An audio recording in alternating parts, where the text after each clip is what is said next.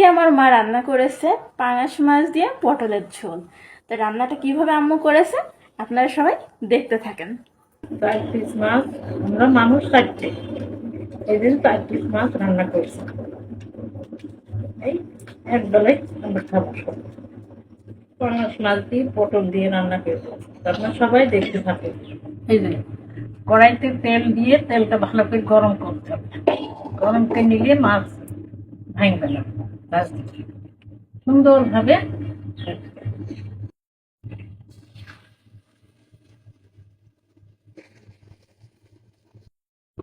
পাঙাশ মাছের মশলা: সর্ষে বাটা, জিরে বাটা এবং পেঁয়াজ রসুন দিয়ে ঝাল দিয়ে এইভাবে দিয়ে কষিয়ে নিতে হবে। অবশ্যই জিরাটা একটু বেশি করে দেবেন, তাহলে টেস্টটা সুন্দর আসবে।